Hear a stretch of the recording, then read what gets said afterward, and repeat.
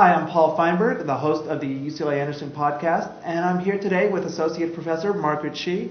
Margaret, you've been studying stereotypes. Can you tell us a little bit about your work and about the paper you've recently published?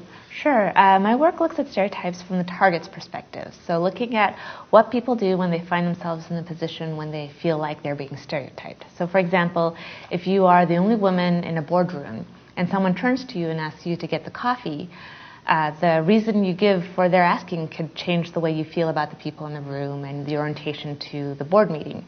So if you think that they asked you to get the coffee because you're a woman and women are stereotyped to be expected to get coffee, then you may attribute sexism to that statement. You may feel a little less warm towards the people in the room.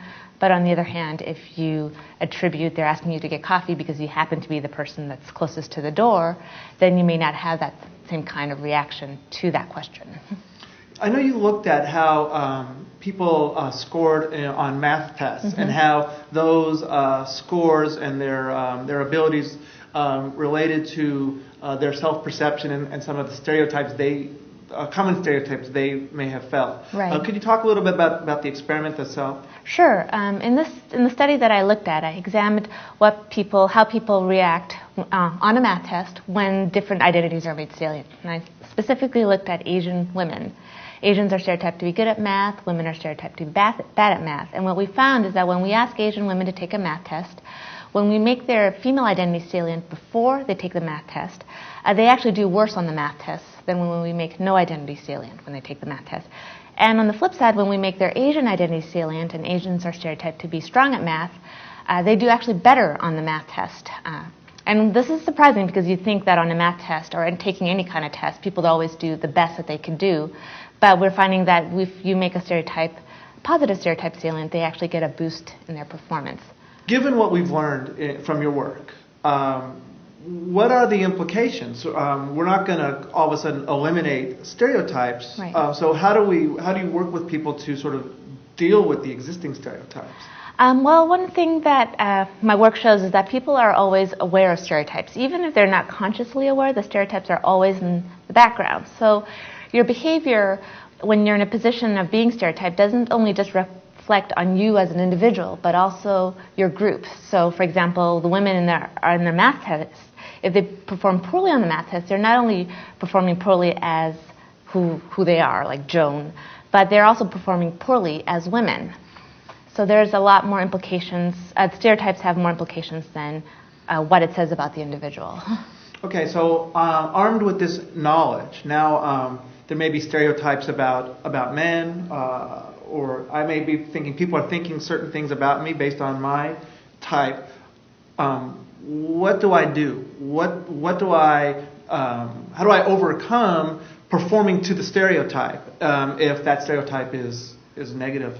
I think people are actually already very strategic about that. There are little cues that you may bring with you into a situation. So for example, if you happen to be a young professor, you may dress older to overcome the stereotype. Or if you are a woman, but you're also very strong quantitatively as an accountant, then you may emphasize your accountant identity over your female identity when you come into any social interactions. So people have many identities, so you just draw on the one that is most adaptive to the situation. Were the results surprising to you? I mean, do you go into this thinking like this is what's going to happen and we're going to prove it, or do you do the experiment and then sort of say, oh, how interesting, these are the results? Yeah, the results were very surprising to us, actually. There's been a lot of work that shows that negative stereotypes hurt performance. So that aspect of the study wasn't surprising. What was surprising was that positive stereotypes boosted performance. And as I said before, we were always expecting people to always do the best that they could. So the fact that people actually do a little better when you make a positive stereotype salient kind of blew us away. But this is actually a very robust findings. We found this study, the same effect with men in math performance, with student athletes. We found this study with African American women and verbal performance. So this has been replicated many times in our lab. How do you use this research in your teaching? What role does it play in the classroom?